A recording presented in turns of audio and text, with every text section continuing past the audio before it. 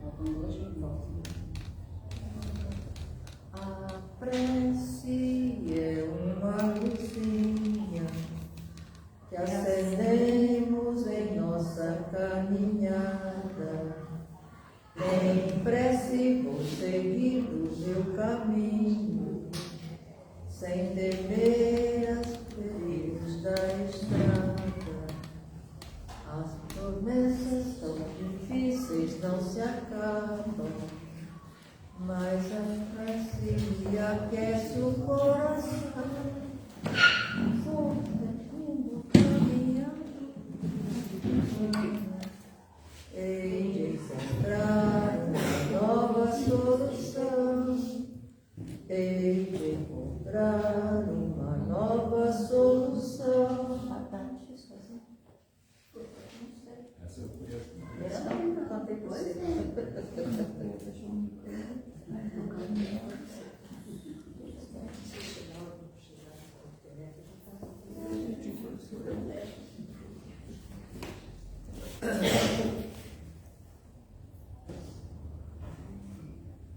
Boa noite a todos.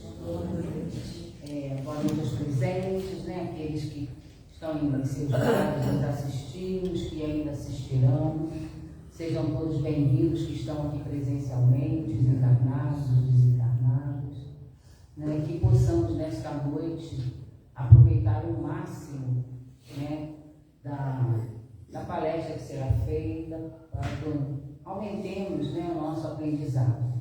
E fazendo um lembrete, antes de eu começar a ler a página preparatória, de quem está com seus celulares aí, né, de repente com som no máximo, vamos botar só no silencioso, né, para que isso não tire a nossa atenção do estudo, né, que é isso que nos importa nesse momento, estar neste momento aqui.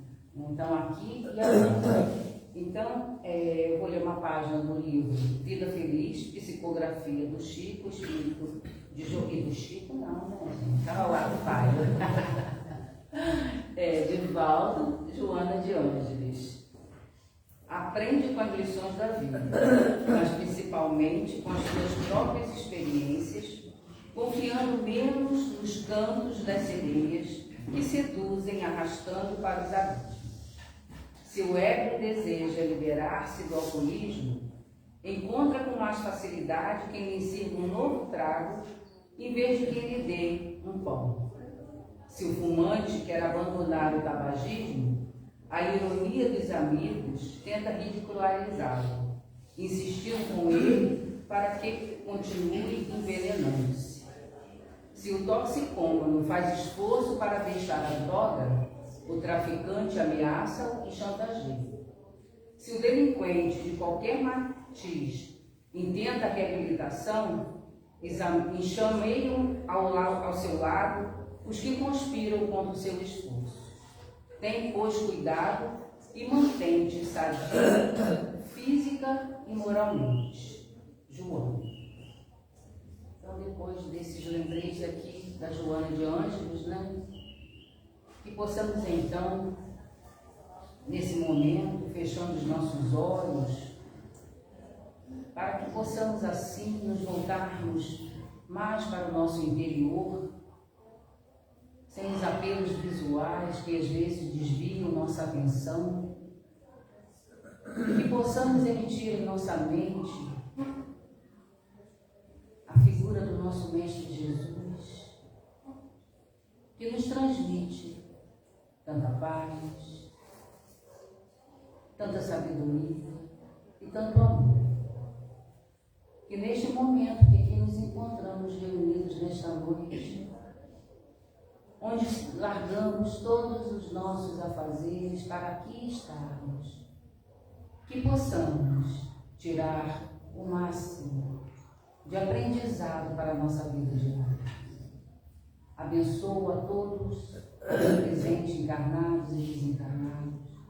Em particular, te pedimos pelo nosso companheiro Zé Geraldo, que fará a palestra da noite, que ele possa receber as boas intuições dos mentores amigos, para que assim possa trazer essa palavra para todos nós. Abençoa esta casa, Senhor, que nos abriga, e todos os mentores. E assim, agradecidos, pedimos a permissão do mentor de nossa casa, Raimundo Cristão, a permissão de Jesus, nosso Mestre, de Deus, nosso Pai, para que possamos dar por início mais uma reunião doutrinária na nossa casa de oração. Que assim seja. Graças a Deus. Bom, gente, então hoje nós estamos recebendo aqui a visita do Zé Geraldo, que atualmente é o presidente, do Centro Espírita União e Caridade lá de Alegre, Amor e Caridade. Hoje eu estou, União e Caridade é no Rio, gente, o centro que eu frequentava. Hoje eu só estou com a falha.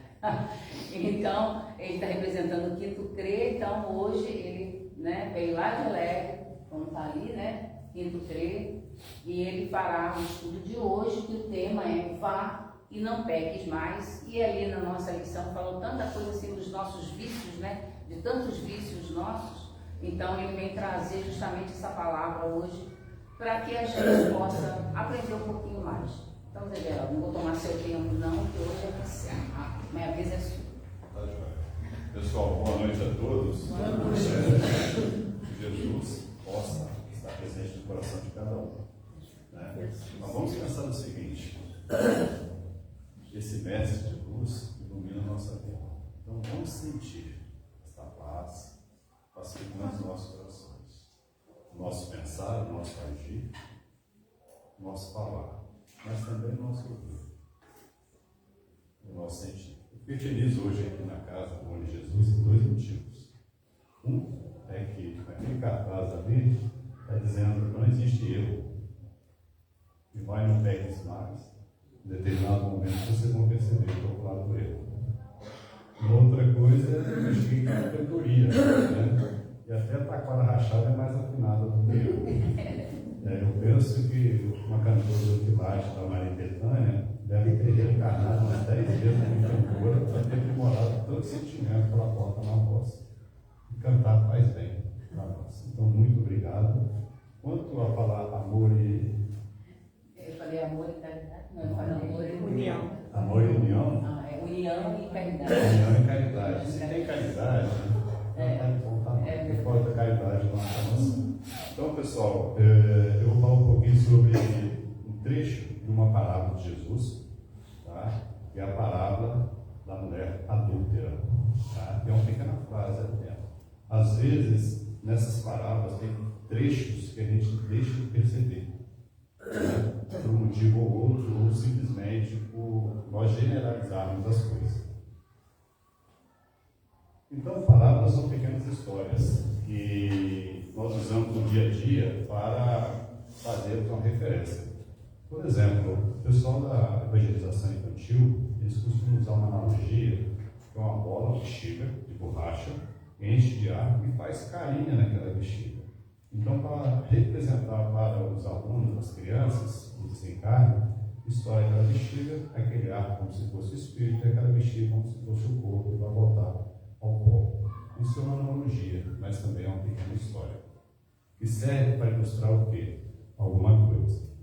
Uma outra parábola bastante interessante que nós temos é que nós usamos elas no dia a dia. Então, quando você vai contar alguma coisa a alguém e essa pessoa não é muito afinizada com o assunto, você tem que usar de artifício para facilitar o quê? O entendimento. Isso são pequenas histórias, são parábolas. E Jesus fazia o uso desse artifício de uma maneira bastante interessante e faz até hoje. Por quê? Porque as parábolas do Cristo, elas são atemporais, elas são atuais. E tão simples que são atuais. E uma delas que eu sou bastante fã é a parábola do óleo da viúva, em que fala da viúva e fala do fariseu. Cada um traz um valor monetário, mas cada um traz também o quê? Um compromisso. A viúva não precisava doar nada, porque ela era parada pelo Estado, mas ela foi lá, uma responsabilidade daquela tradição judaica. E ela doou o quê? O compromisso dela. Nós temos outra parábola, a parábola dos talentos, que faz uma referência a você recebe aquilo que você tem condições de ter. Vamos mudar o termo. O fardo não é pesado. nós temos condições de reproduzir, de multiplicar. Quando a gente pega a parábola da semeadura, é a mesma coisa. Você semeia aquilo que está em você. Você pode semear coisas boas. Se o solo for fértil para coisas boas vão frutificar. Mas se você semear coisas ruins, se o solo que está recebendo aquela palavra for fértil para coisas ruins vão frutificar. Vamos mudar o termo? Orar e vigiar. É a mesma coisa, só muda a forma de falar. E essa analogia que o Cristo faz é bastante interessante, por quê? Porque ele nos mostra que nós ainda somos crianças perante a grandiosidade da vida. Tem um trecho no livro Caminho, Verdade e Vida, no livro de Emmanuel, na psicografia de Chico, ele chama de Meninos Espirituais. É muito fantástico. Ou seja, nós estamos ainda, pelo menos eu, engatinhando nessa grande trabalho de melhoria pessoal. E por fim, nós temos ali a parábola da mulher adúltera, que nos faz uma referência aqui a uma mulher que foi pega em adultério. Eu vou um pouquinho de lado para facilitar a visualização. Vamos pensar o seguinte: qual que era o contexto da época? Jesus conversando com os apóstolos, com os discípulos. Apóstolo é aquele que leva, discípulo é aquele que aprende, naquela multidão ao entorno dele, conversando, e chega um grupo de fariseus dizendo que aquela mulher foi pega em adultério. Primeira coisa, na época, os judeus estavam sob jugo romano. Então você tinha ali o quê? Uma lei romana e uma lei mosaica, que fazia a gestão de quem? Dos judeus. Você tinha dois grupos de leis ali. Então foi pega em adultério. E a mulher, na época, era considerada como posse do marido. Tá? Por que posse? Porque o investimento financeiro para o processo de noivado e de casamento era alto. Então você tinha um custo. Embora a mulher, muitas vezes, ou historicamente era subjugada, ela era que mandava. Abraão, Agar e Sara. Temos aí a dissidência entre os povos judeus, né, e os muçulmanos. E aí essa mulher, como posse do marido, você tinha investimento financeiro alto, e isso tinha o quê? Um custo. Bem, a mulher foi pega em adultério. O casamento para os judeus da época era tido como uma união do homem para com Deus. E qualquer coisa que rompesse essa união era um adultério. Tanto é que Jesus fala, ó raça adúltera. Então, no linguajar de hoje, a inveja, o ciúme, a maledicência, o pensamento que os demais encarnados não percebem que nós temos, né, na lei judaica, da origem, é o quê? É adultério. Tanto é que Jesus nos diz, ó raça adúltera. Você está adulterando o quê? Essa relação do homem para com o quê? Com amor, com absoluto. E assim, um grupo de pessoas, escribas e fariseus, chegou com a mulher dita que tinha sido pega em adultério. E Jesus nos fala: o que é adultério? Primeira coisa, romper a ligação do homem para com Deus. Vamos pensar o adultério como um termo vulgarizado, que nós entendemos hoje, como um rompimento da relação do homem para com a mulher ou da mulher para com o homem, no contexto atual. Vamos transferir isso para o contexto da época e vamos pensar o seguinte: o adultério entre um casal precisa de dois indivíduos. A mulher, o indivíduo que provocou o adultério, e também precisa de um outro indivíduo, o marido ou a esposa traída. Quem pratica o ato é a mulher, e o objeto do adultério pode ser um homem ou pode ser uma outra mulher. Mas também pode um homem praticar um adultério sendo casado com um outro homem ou com outra mulher. Não importa, isso tudo é adultério. Neste contexto, era a mulher com um outro homem. Mas nós temos uma coisa interessante: se um adultera, o outro também adultera. Como diz os nossos advogados, vamos trabalhar os fatos. Esta é a pegada. Quem adulterou? Primeiro, houve adultério? E aí a gente começa a discordar. Então nós temos ali a mulher, o parceiro do ato e o marido. Por que então que somente a mulher apareceu? Vamos pegar uma outra coisa bastante interessante, que está no livro, naquele Sabedoria do Evangelho, Carlos Torres Pastorino, o mesmo autor daquele Minutos de Sabedoria.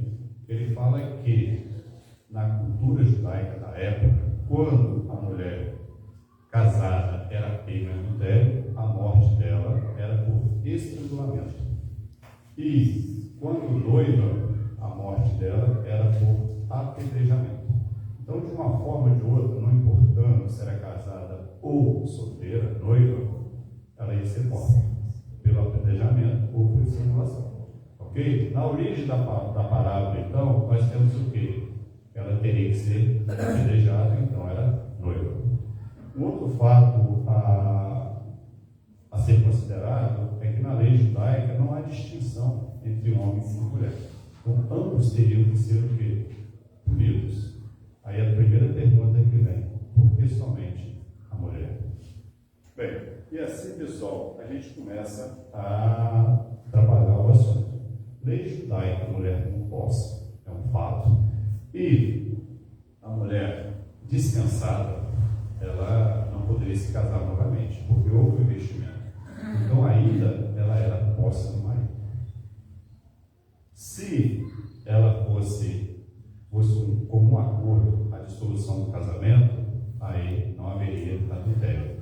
Então, a mulher dispensada pelo marido, sem o consentimento da mulher, naquela o marido dispensou, ela não poderia adquirir novas núpcias ou ter relacionamento com outras pessoas, porque era adultério, era posse. Quando ambos estavam em comum acordo, aí não. Aí a gente não podia ter outros casamentos e assim sucessivamente. Essa era a norma da época. Isso é bastante interessante, por quê? Porque nós temos que fazer algumas considerações em que a mulher foi pega em adultério e Jesus pergunta: o que diz a lei? A lei judaica diz apedrejamento, estrangulamento. Isso configurou tudo. Apedrejamento ou estrangulamento, se fosse noiva ou se fosse casada. E nós tínhamos que os judeus da época estavam sob jugo romano. E o que diz a lei romana?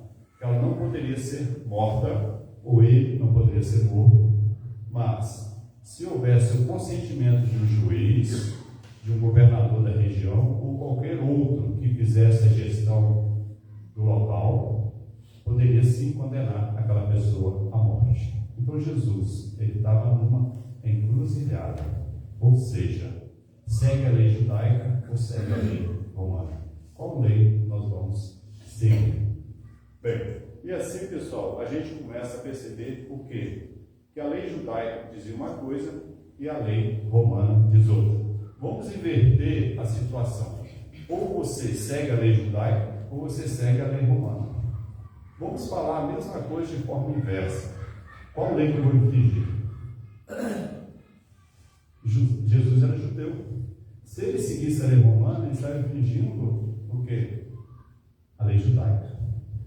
Mas se ele infringisse a lei judaica, ele estava ocorrendo o quê? Numa desobediência civil.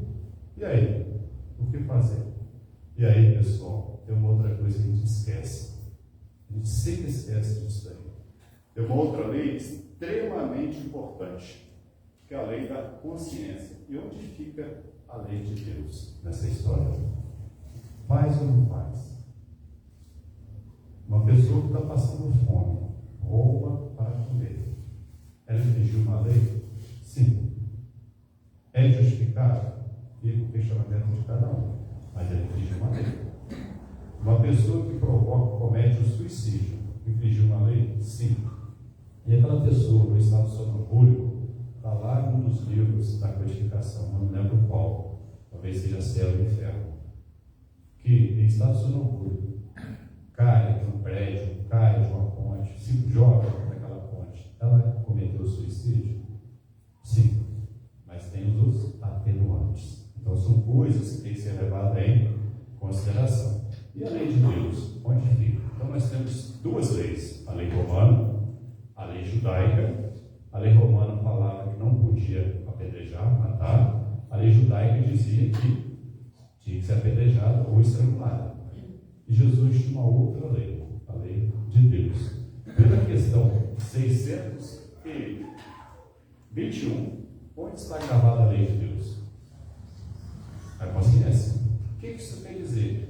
Jesus sendo a perfeição mais perfeita, a caridade mais caritativa, a beleza mais bela, a verdade mais verdadeira, o ser mais perfeito, é a pergunta e a resposta mais curta que nós temos no livro dos Espíritos. Em que perguntar qual é o modelo que nós temos condições de compreender. Jesus, detalhe, ele não fala Jesus Cristo, porque é Cristo o título, não fala Jesus. E aí, como é que fica? Condenar a mulher e o perdoar. Se Jesus condenasse a mulher, como é que ficaria o perdoar? E se ele é modelo e guia, como é que ficaria a caridade? Perdoar é caridade. Como é que ficaria? Se ele é modelo e guia, que guia é esse que condena? Como nós vamos seguir um guia que condena, que julga, que não pacifica? Como é que nós vamos seguir alguém, seguir de exemplo aquele alguém que não pacifica as nossas ações? Não é fora da religião, não é fora da religião e nem da verdade, porque cada um de nós que aqui estamos temos a nossa verdade.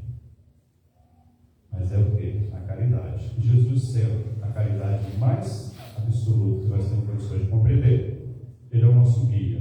E aí, como nós iremos entender que o modelo de perfeição, o amor mais perfeito de Deus que passou sobre a terra, é exemplo para alguma coisa? Então, pessoal, como é que ficaria nosso julgamento perante essas situações da vida?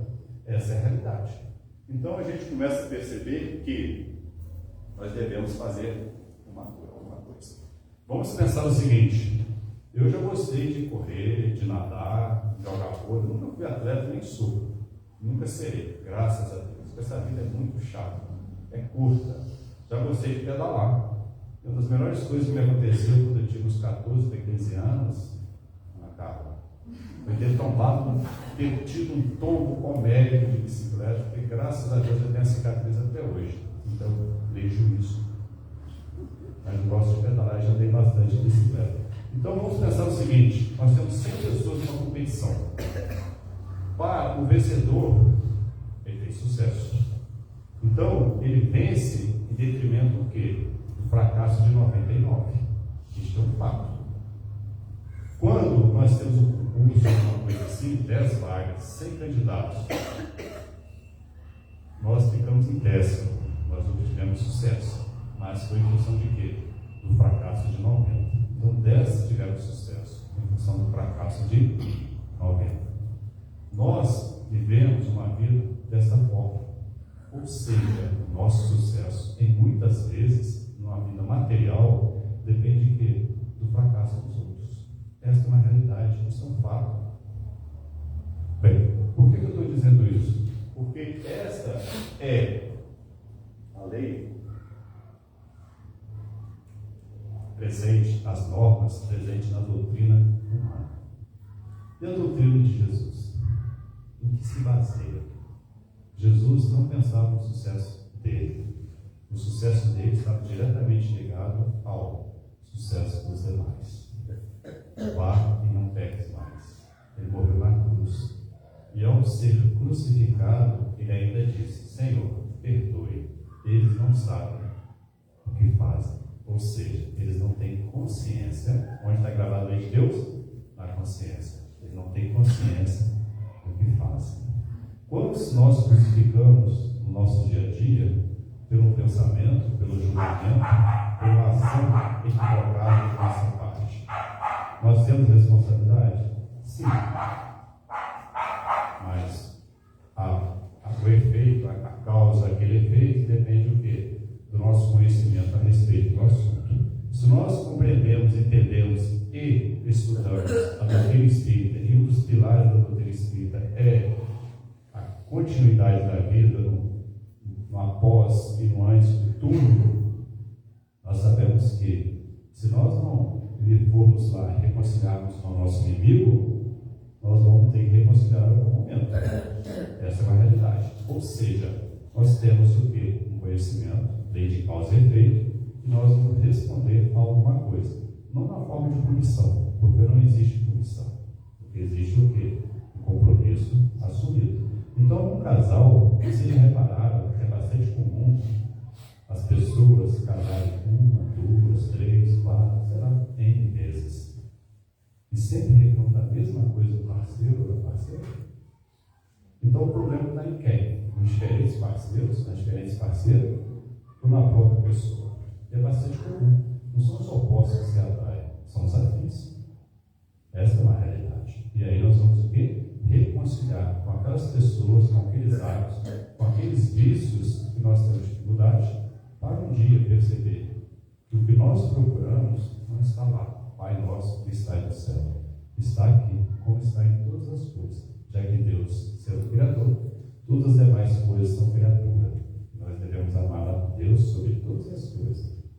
É o próximo como a si mesmo. E assim, pessoal, nós temos então o quê? A doutrina humana, o sucesso é baseado no fracasso dos demais. E a doutrina de Jesus? Jesus vencendo o quê? Glorificando pela vitória de todos os outros. Vamos pensar o seguinte: neste mundo que nós estamos, bem como nos mundos inferiores, mundos primitivos, nesse mundo que nós estamos, de provas e expiações, o que nós temos como predominante? A parte material. Nós saímos há pouco tempo dessa vida material e ainda estamos nessa vida material. Este é o fato. Quando chegarmos no mundo de regeneração, a coisa não vai mudar muito também não. Por quê? Porque o mundo de regeneração tem que estar dentro de nós. Adianta nós estarmos aqui no amor em Jesus e quando essa porta aqui fechar, ou quando nós retornarmos à nossa casa, nós continuarmos no mesmo mundo em que nós vivemos, não resolve nada. Procura outra religião. Esse é um fato. Porque não adianta você falar, tinha um amigo meu que é bastante treteiro, não vou citar o nome, tem um grande amigo que ele conheceu, e não, agora eu mudei. Mas o que foi, fulano? Eu fui para a igreja. Mas não vai resolver. Se você não mudar, não resolve. Isso é um fato. Então, pessoal, se não está feliz, se não está resolvendo os problemas de sua vida, pelo que você está fazendo, mude a forma de fazer. Se faz as coisas da mesma maneira, da mesma forma, tem sempre o mesmo resultado, e esse resultado não é bom, só tem uma solução. Ou continua do mesmo jeito ou muda. Mudar é fácil? Não. Então, a doutrina humana, o sucesso é baseado no fracasso dos demais. A doutrina de Jesus, não. Então, a doutrina de Jesus é baseada em quem? Na vitória de todos os demais. Pai, perdoe, eles não sabem o que fazem. Isso é um mote, isso é uma verdade. Então vamos pensar o seguinte: uma mãe, quando educando seus filhos, o que essa mãe quer? Ensinar o melhor para o filho, para que ele seja uma pessoa de bem. Ótimo.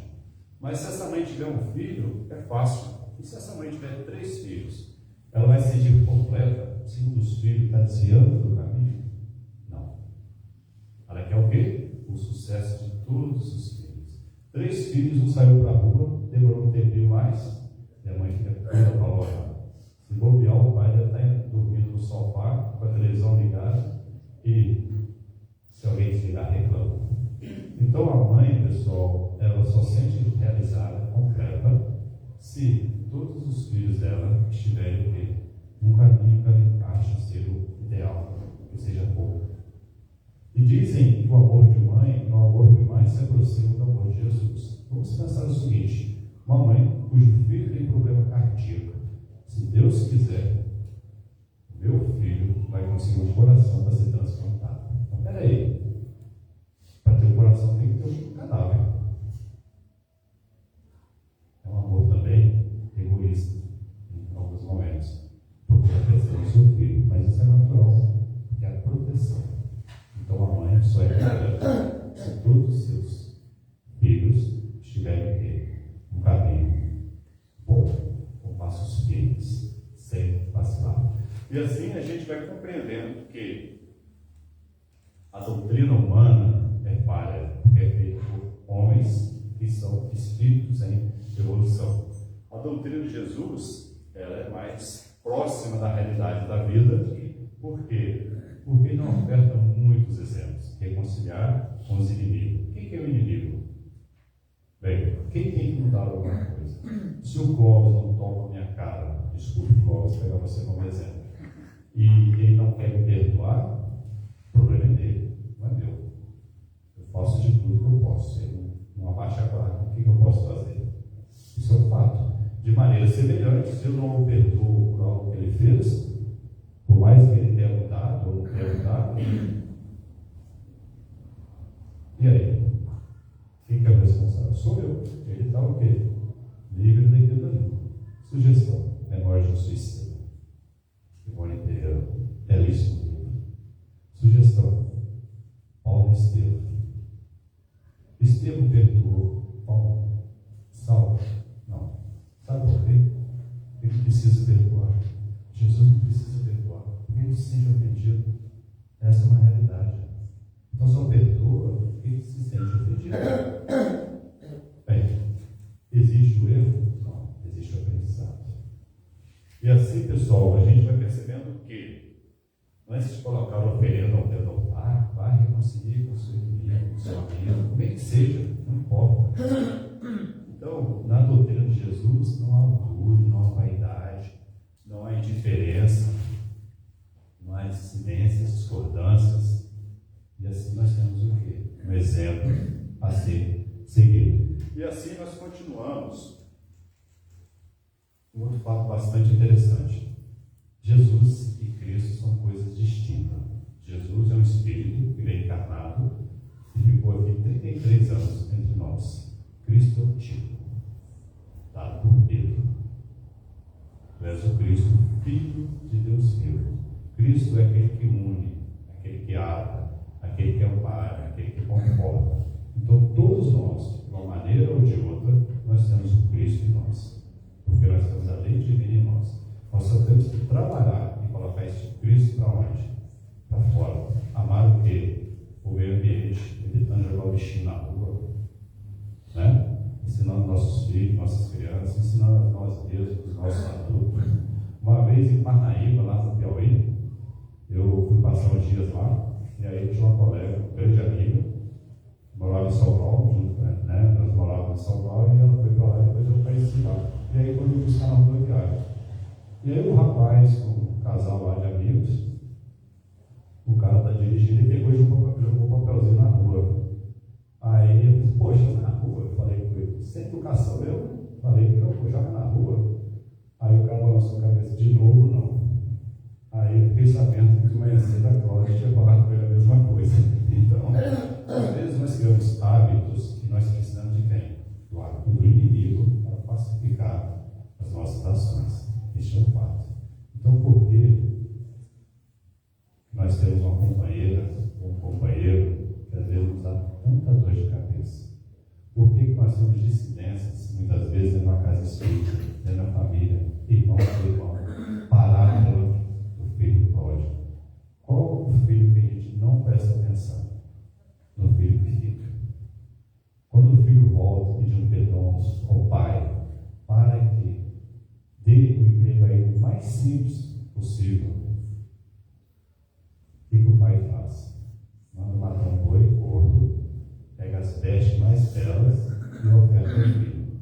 E o outro filho, o que ele faz? Fica com ciúme, fica com inveja. Então, pessoal, às vezes nós somos o filho pródigo, às vezes nós somos o filho que fica, porque nós mostramos quem a inveja, o ciúme, a vaidade desse ser controlado, e às vezes nós somos o pai, aquele que é o pai. Na parábola do bom samaritano, nós temos aí 4 personagens. Um homem caído, às vezes nós somos caídos, no baldaçal da vida, naquele desespero, naquela agonia toda. Passa pessoas por nós e não olham, não percebem o nosso baixo, nosso astral ruim. Às vezes passa um, olha e vai embora. E às vezes alguém nos ampara. Então nós podemos ser qualquer um dos personagens das diferentes parábolas, inclusive da parábola da mulher adulta. Jesus é o Espírito encarnado e Cristo é um tipo. Jesus Cristo, Filho de Deus vivo. Aquele que une, aquele que ampara, aquele que conforta. Então todos nós temos um Cristo em nós. Só precisa ser despertado. Onde está a lei de vida? Em nossa consciência. E aí, voltando à palavra, então nós temos o seguinte: quem dentre vós, Jesus chega aos fariseus e essa mulher foi pega em adultério. Jesus abaixa a cabeça, começa a escrever na areia e diz: quem dentre vós que seja inocente, que nunca cometeu pecado, que atire a primeira pedra. Olha só, atire a primeira. O que isso quer dizer? Só precisava de uma pessoa naquela multidão. Se eles estivessem aqui hoje e falassem a mesma coisa, quem nunca cometeu um equívoco, um erro, que fique aqui dentro. Eu garanto para vocês que seria o primeiro a sair correndo. Quem ficaria? Só precisava de um atirar a primeira pedra. Então, pessoal, o que a gente percebe? Que todos os demais poderiam fazer o que quisessem, mas o primeiro, ele está sem pecado. Bem, ele ativou o que? A consciência. Ele ativou o que? Cristo, que poderia ser desperto dentro de cada um que lá estava. Então, o que nós temos ali? Que todos os demais poderiam fazer o que quisesse. Jesus, com a cabeça baixa, escrevendo na areia, quando levanta a cabeça, percebeu que todos saíram. Isso é importante? É. Mas o mais importante não é o que você observa, não é a resposta. O mais importante é a pergunta: por que todos saíram? O que poderia sugerir alguma coisa? Então vamos pensar o seguinte: se um tivesse jogado a pedra, todos os demais poderiam falar o quê? Você está com essa moral, não. Gente, quem é você para jogar uma pedra, gente? Na casa, Robson. Quem são vocês para jogar uma pedra? E aí? Quem quer dar a cara a tapa? Ninguém. Qual o comportamento diferente daquela época, nessa parada, para hoje? Quando alguém te encosta no canto e pergunta: atira a primeira pedra, se você não estiver equivocado. E aí ninguém atira. Então, pessoal, o que a gente observa aí? Que se fosse apedrejar, estaria o quê? Ferindo a lei romana. Então, por que eles jogaram pedra? Porque estaria ferindo a lei romana. Ou seja, desobediência civil. Poderia ser punido pela lei romana. Mas, ao confrontar, falar que atira a primeira pedra quem nunca pecou, se alguém atirasse, ele poderia ser confrontado por todos os demais. E aí? Olha a vergonha que ele iria passar. Bem, e assim a gente continua a perceber que erros tem também o efeito manada. Conhece o efeito manada? Né? Olha que coisa bonita. O efeito manada virou moda agora. Os influencers só influencia quem é influenciado. Isso é um fato. Se uma pessoa famosa fala alguma coisa sobre um determinado produto, aquele produto estoura as vendas. As pessoas não param para ver se aquilo que foi dito é o quê? Tem alguma utilidade ou não. Tem feito nada. Não muda nada. Então, se uma tirasse as pedras, todos os demais poderiam tirar. Efeito manada. Então, vamos pensar o seguinte: o que é efeito manada? No conceito atual, a gente tem que pensar o seguinte: nós criamos coragem ou nós temos coragem para fazer alguma coisa? Então, eu faço alguma coisa quando estou em grupo, mas essa mesma coisa eu não consigo fazer quando estou sozinho. Efeito manada, é isso. Ou seja, quando você recebe uma mensagem no WhatsApp, que é bastante comum, muitas vezes você não para ver o que isso aqui dali tem utilidade, isso aqui dali vai ferir alguém, isso aqui dali vai estragar a vida de alguém. Você simplesmente faz o quê? Toca para frente, não é isso? Ainda reclama quando alguém não dá um joinha lá, quando alguém não dá um coraçãozinho. O Clóvis trabalha na internet, ele sabe disso aí muito bem, né? Então, isso é efeito manada. Você quer o quê? Ser visto fazendo coisas úteis ou coisas indevidas. E assim, pessoal, nós temos que essa parábola de Jesus fala também do quê? Daquilo que nós fazemos hoje. Nós simplesmente divulgamos fatos, notícias, percepções, sem verificar o quê? A validade, a utilidade da coisa. E aí Jesus levanta a cabeça, levanta os olhos e começa a conversar com a mulher e pergunta: onde estão os teus acusadores? A mulher: se foram, não estão aqui, foram embora. Ninguém te condenou? Ninguém, Senhor. Então Jesus nos diz: vá, pois eu também não te condeno, não te julgo. E assim, pessoal, a gente começa a ver o quê? Jesus: vá, eu também não te julgo. Ou seja, vá e não peques mais. Qual é a importância disso? Ele, em momento nenhum, fala o que é pecado. Ele simplesmente vá e não peques mais. Quando uma criança, o seu filho, sai de casa, o que você fala para ele? Vai, meu filho. Aí ele fala: vírgula, né, na cara. Juízo, hein?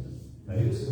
É a mesma coisa. Vai, mas tenha juízo. Ou seja, vá e não peques mais. Isso é um fato. Ou seja, vai, mas não peques. Agora, o que é pecado? Jesus não disse: você não irá pecar. Ele disse: vá, não peques mais. Ele poderia ter continuado. Se errar, se pecar, faça isso, faça aquilo. Mas não. Se ele tivesse dito, ele estaria ferindo o livre-arbítrio. Por quê? Estaria dando direcionamento para a pessoa fazer alguma coisa. E assim, pessoal, por que então Jesus não continuou?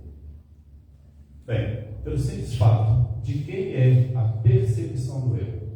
O que é o erro? Quando você acha que você fez alguma coisa errada, é você que acha. Muitas coisas que nós fazemos, nós não entendemos como erros. Outros entendem. Então é a percepção do indivíduo. Então só você pode perceber se aquele que está ali é verdadeiro ou não. Ou seja, vá e não peques mais. E isso daí, pessoal, essas decisões que nós tomamos, é o livre-arbítrio nosso. É a capacidade que nós temos de decidir entre fazer ou não fazer determinada coisa, entre o ir ou ficar, entre o estar aqui ou assistindo novela, né? Entre o ser convidado para participar de um evento, da sopa, por exemplo, e no dia da sopa tem o jogo do Vasco, tem o jogo do Flamengo, tem o jogo do Corinthians, né? Ah não, o time lá está aumentando, está ganhando, né? Não, depois eu vou, né? É perder a oportunidade. E assim a gente percebe o quê? Que esse livre-arbítrio, dessas decisões, é o nosso pão de cada dia. Todo momento, em todo instante, nós temos que tomar decisão. Então, decidir é alimento para a vida, porque a partir das decisões, nós temos o quê? As respostas. E assim a gente vai trabalhando, e nós temos então o adultério. O que é adultério? A relação do homem para com Deus, está lá atrás. Só que adultério a relação do homem para com Deus, mas no contexto da época, eles vulgarizaram como que adultério, o rompimento da relação entre um casal, de alguma maneira. E o pecado, já que Jesus falou, vá e não peques mais. Pecado tem duas origens, a mesma palavra quer dizer a mesma coisa, do hebraico, kata, e do grego, hamatia, né? Tanto é que nas competições gregas de arco e flecha, quando alguém errava o alvo, o público falava, hamatia, errar o alvo. Qual é o nosso alvo no espírito de evolução? O que é errar? Bem, e assim, pessoal, uma teologia clássica, até um baiano aqui, ou tem um pezinho na Bahia, um conhecido, um amigo, né? Quem nasce em Salvador é chamado de soteropolitano. Por quê? Porque sotero é o quê? Quer dizer salvação. Então a soterologia é a teologia da salvação. E ramatologia é a teologia do pecado. Isso está lá para quem estuda para ser pastor, para ser padre, é teologia clássica. Né? Então eles estudam a teologia do pecado e a teologia da salvação. Então, pessoal, pecado é o quê? Errar o alvo, errar o caminho, se perder, não saber o que fazer, é estar à beira do caminho, ou seja, parado à beira do caminho. Que semeia saiu a semear e parte da semente caiu à beira do caminho. Ali. O que acontece com essa semente que cai à beira do caminho? Parábola da semeadura, é coisa bonita. As aves vai comendo, as oportunidades da vida surgiram e desviaram daquele lugar. Você ficou sentado, parado. Bem, e assim a gente vai entendendo que pecado corresponde ao quê? Ao erro. Só que tem um detalhe. O que é o erro? O erro tem fases. Então, assim, várias fases. Você volta quantas fases você quiser. Qual é a primeira fase? Perceber a ação. Perceber a situação. É isso. Numa segunda fase, nós temos o quê? Sentir a necessidade de refazer. De recomeçar. De começar novamente. De mudar a forma de fazer. Por que você muda alguma coisa? Porque está errado. Está mal feito. Tem que fazer melhor. Bem, no segundo momento, terceiro momento, é superar a inércia. Será que eu faço isso? Né? Deixa de estar. Nosso amigo Robson é professor, a esposa dele também, ele é professor. E é isso que os nossos alunos falam, deixa para lá, o Robson corrige para mim depois. Não corrige nada, tem que deixar o aluno, às vezes, perder para poder perceber que ele precisa fazer alguma coisa. Então, nós temos 3 fases principais. Primeiro, perceber a ação. Segundo, sentir a necessidade de refazer. Uma criança deu um tropicão, estourou a cabeça do dedo, continua jogando bola. E ele, o que aconteceu aí? Você machucou o dedo? Aí o dedo começa a doer. Quando a mãe chega perto, aquele tombo que tomou de bicicleta, começa o quê? A incomodar. Então você precisa o quê? Perceber que algo está o quê? Equivocado. E assim, pessoal, e por último, nós vamos superando a vontade de fazer, e por último nós vamos o quê? Acertar o alvo. Vá e não pegue mais. E aí vamos acertar o alvo. Vamos estar o quê? Nosso objetivo final. E assim, nós temos o quê? Muitas oportunidades. Há muitas moradas na casa de meu pai. Olha que coisa bonita. O pessoal acha que a gente tem isso lá dentro. Não é nada. Muitos moradas é o querido de consciência. Você se conscientiza que tem que mudar alguma coisa, faz algo para mudar. Mas pode ser planeta de provas, criações, primitivas, generação, ótimo. Né? Beleza. Mas adianta alguma coisa você não mudar? Qual é a diferença de um planeta de provas e expiações para um planeta de regeneração? Ou para um planeta primitivo? A maioria dos espíritos do planeta primitivo é o quê? Tem baixa evolução espiritual. A maioria dos espíritos do planeta de regeneração é o quê? A evolução espiritual intermediária. Nos planetas felizes, nos mundos felizes, a grande maioria está o quê? No nível de entendimento da doutrina de Deus, do amor, do absoluto, por quê? Em níveis elevados.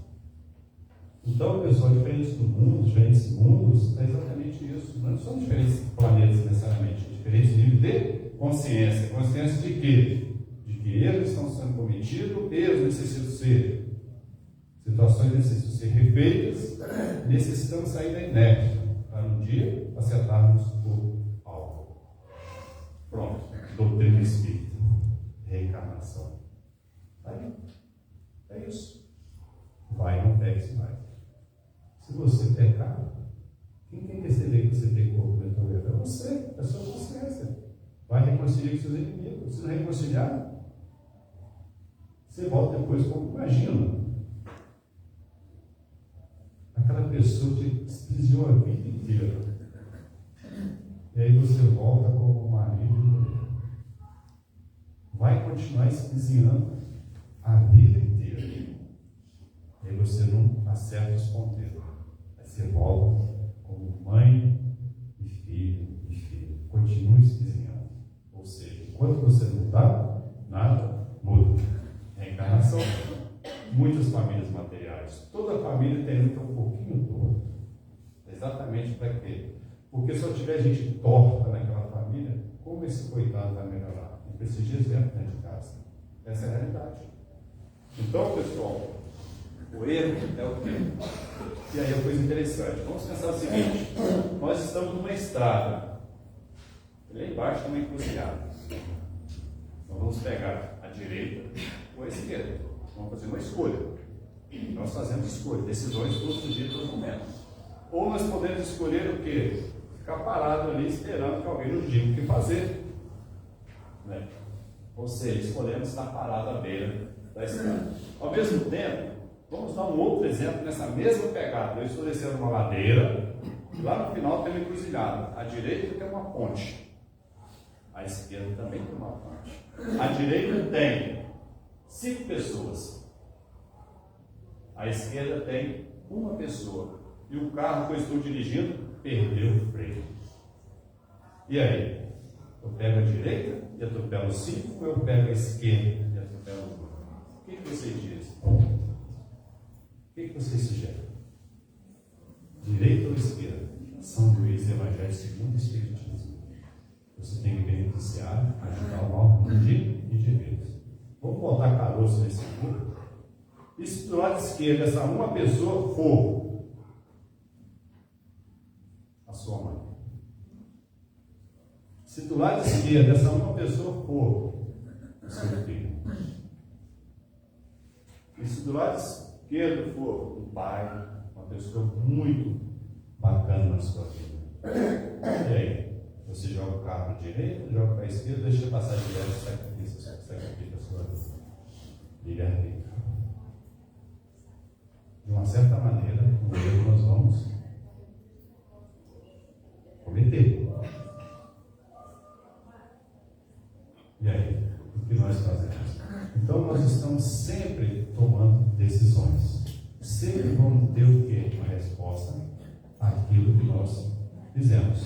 E aí nós vamos aprender a fazer o que fazer. Então decisões têm que ser tomadas. Erros, pecados sempre acontecerão. Por quê? Porque nós somos espíritos em evolução. Por isso que Jesus disse: vá, não peques mais. Ele não disse: vocês não irão pecar.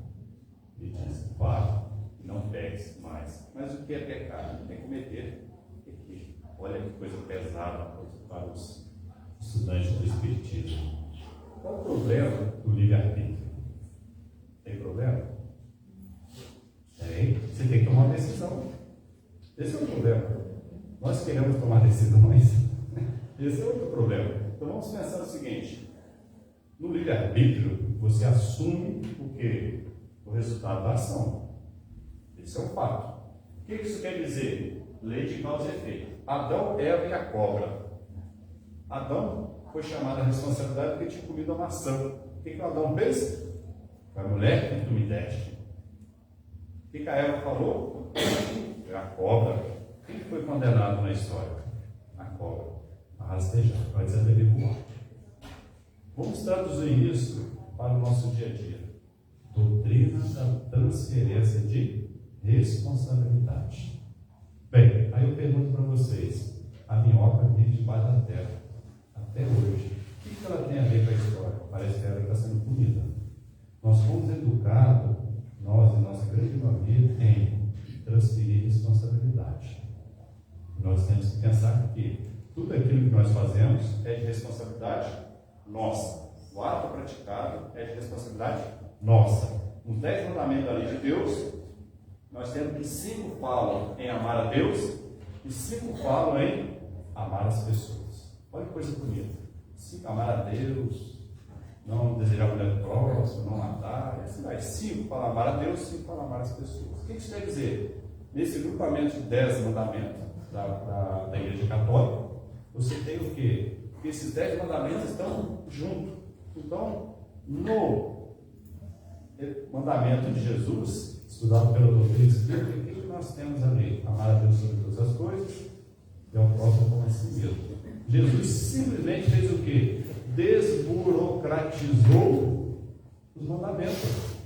Se Jesus usou o mandamento, ele fala amar todas as coisas, o que nós temos na questão 27? O livro dos Espíritos, elementos gerais do universo, espírito e matéria, e formando essa tríade, Deus.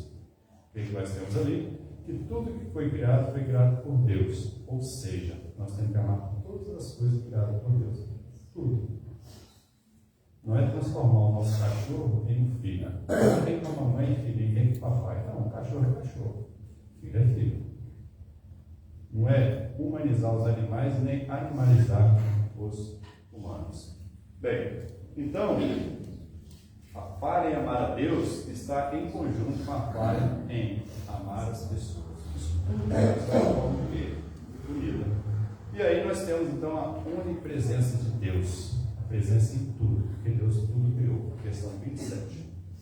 E assim, pessoal, o grande mandamento do Cristo é amará o Senhor, seu Deus, de todo o seu espírito, de toda a sua alma, de toda a sua potência, de toda a sua vontade, de toda a sua capacidade, e ao próximo como a si mesmo.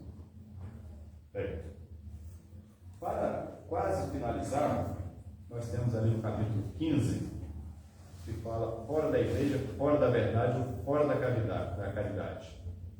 Então, a ideia é o quê? Quando você se submete a um culto diferente, para muitas igrejas, é chamado de adultério.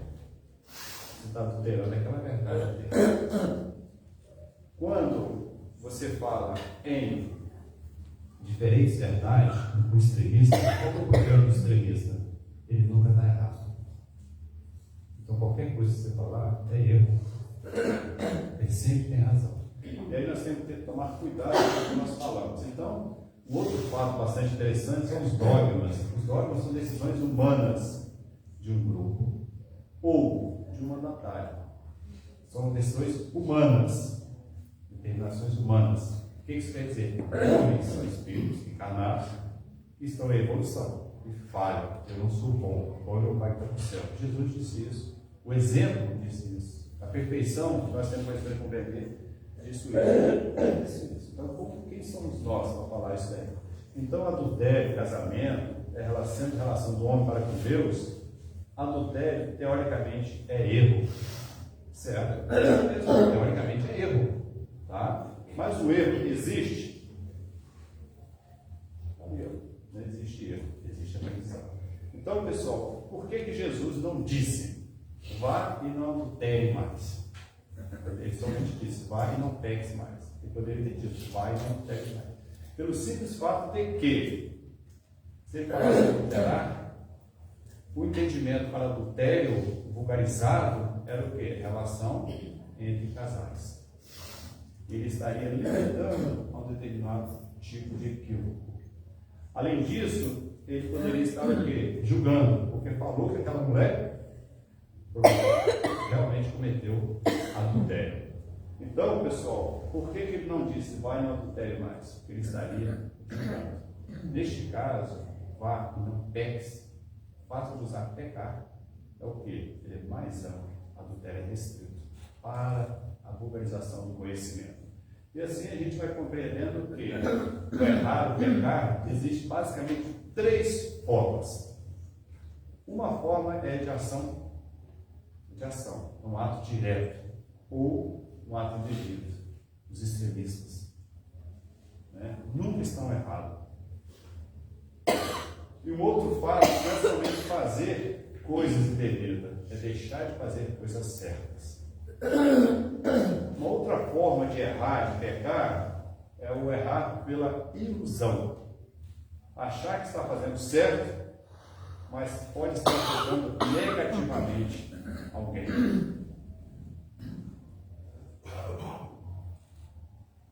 Bem, pais educando o filho, está tudo com o filho. Celular, e a criança deixa de estudar porque está no TikTok. Não muda mais. E com o tempo vai virar uma lesão aqui, ó, nessa junção aqui. Ilusão, autoconhecimento. Você tem que se conhecer o que você é, para saber o que precisa ser mudado. Sabendo que precisa ser mudado, você reduz a possibilidade de erro. E aí, qual é a forma de vencer as más tendências? Conhece-te a ti mesmo. Porque Questão 919 do Livro dos Espíritos. Então, errar por não conhecer ou por não saber. E, por fim, nós temos o erro por omissão. O que é o erro por omissão? Seu filho, pegou uma laranja no quintal do vizinho. É só uma laranja. Ele está certo ou está errado? Ele pegou uma laranja. Não é só uma laranja. Você falou isso. E isso é um exemplo simples de uma laranja. E aí começa. E assim sucessivamente. Então, a omissão, nós sabemos que não devemos ou que devemos agir perante a determinado fato. Nós agimos. E aí tem os questionamentos para diferentes tipos de erro. Então, pessoal, pecado está relacionado ao quê? Ao bem e ao mal. Mas pecado é uma ação do mal. Só que Santo Agostinho de Hipona, tem vários trechos dele do Evangelho segundo o Espiritismo, ele fala que o mal é a ausência do bem. Deus é a inteligência suprema, a causa primeira, está na questão 1 do Livro dos Espíritos. Então Deus é o bem, é o absoluto. Não existe dois absolutos, porque uma roda só pode girar para um lado. Ela não gira para um lado e para o outro ao mesmo tempo. Então Deus é o absoluto. O que isso quer dizer? Que, sendo o mal a ausência do bem, qualquer coisa que nós fizermos alterar essa relação do homem com o bem, nós estamos nos afastando ou deixando de nos aproximar de Deus. Então o mal, ele está ali. Por quê? Porque a gente não sente o bem. Tá? Bem, então o pecado, pessoal, são o resultado de ações equivocadas na busca do bem, que nós imaginamos existir, ou que nós imaginamos conhecer. Cigarro faz mal para a saúde? Vamos falar assim, o álcool. Quem bebe aqui? Deve ter uns 15 anos que eu não bebo. Eu não encho os 10 dedos da mão das vezes que eu fico tonto na vida. Já fiquei tonto? Já. É horrível. A ressaca? É. Nunca gostei. Mas tem, um copinho de vinho não faz mal, não. Bem, esse problema é seu. Aí você toma a sua decisão. Então, pessoal, o pecado é resultado das ações equivocadas na busca do bem. Imaginamos isso, pensando em vencer um dia. Na busca de Deus, nós vamos errar. Vamos cometer equívocos. A Cátia é a gestora aqui da casa. Eu estou na gestão da casa já bem. É fácil mexer com gente? Não. O tal do ser humano é um bicho complicado. Mas nós somos humanos. Não somos seres humanos. Nós estamos humanos. É totalmente diferente. Porque um dia nós seremos o quê? Anjos.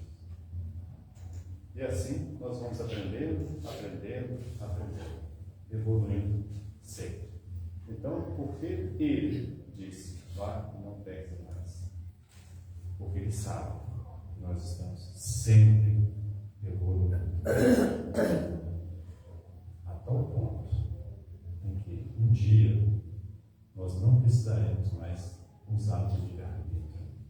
Porque as leis divinas estarão tão impregnadas na nossa consciência que não vamos exercer o ar que nós respiramos hoje, sem perceber. E é isso que eu desejo a todos vocês, paz e harmonia aos seus corações. Que vocês tenham uma noite assim de muita luz, muita luz. A espiritualidade abraça vocês bem forte. Vocês sentirem aquele calor gostoso, como eu senti no dia. Eu fui levado nos braços, dentro de uma casa espírita, e meu corpo ia caminhando ao chão, no alto. Esse é o grande presente que Deus me deu, nessa vida. Muita paz, muita luz. Que assim seja. Graças a Deus. Passou 3 minutos.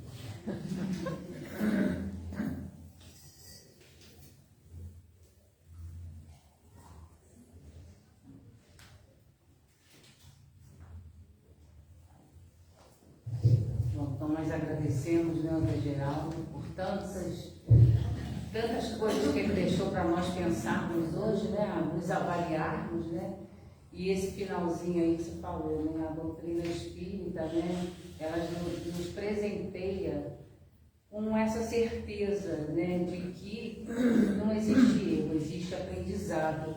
que nós aos poucos, né, nós vamos evoluindo. A cada dia a gente vai aprendendo um pouquinho mais, aí a gente já não comete esse erro, aí já tem outros, aí a gente corrige um, comete outros, né, mas deixou assim muitos esclarecimentos para nós, então que nós possamos tirar proveito e analisar friamente, né, ao deitarmos, pensarmos e acharmos em nós, não no outro, né, o que precisa ser mudado.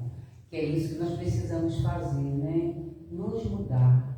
Né, e às vezes é mais fácil a gente querer que o outro mude para ficar tudo bem. Né? Então, vamos tentar nos analisar, usar o nosso livre-arbítrio para isso.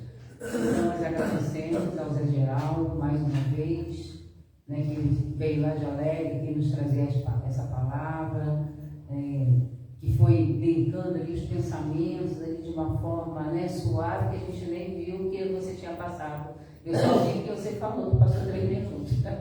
Eu não tinha percebido.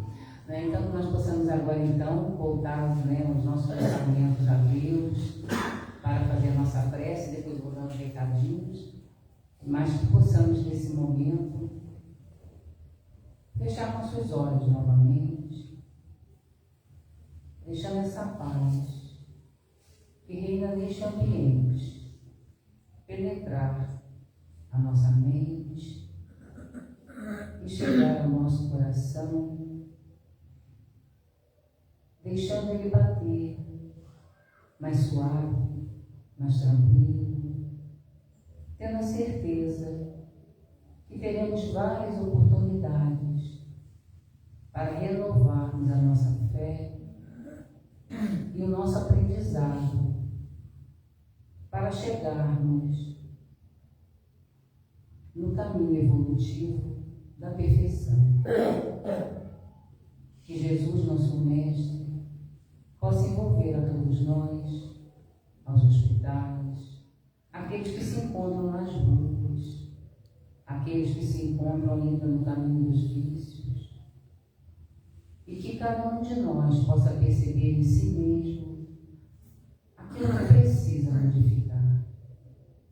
Te pedimos, Senhor, com gratidão, a permissão para assim encerrarmos a nossa reunião de hoje, mas pedindo por acréscimo de misericórdia a magnetização da nossa água, para que ela seja transformada no remédio necessário aos nossos males, sejam eles físicos ou espirituais. Abençoa-nos, Pai, e que possamos retornar aos nossos lares, levando conosco essas boas energias, esses bons frutos que agora recaem sobre nós. E assim, agradecidos, pedimos a permissão do mentor desta casa, Raimundo Cristão, a permissão de Jesus, nosso mestre, nosso modelo, nosso guia, e a permissão, principalmente, de Deus, nosso Pai, para que possamos dar por encerrada mais uma reunião doutrinária nesta casa de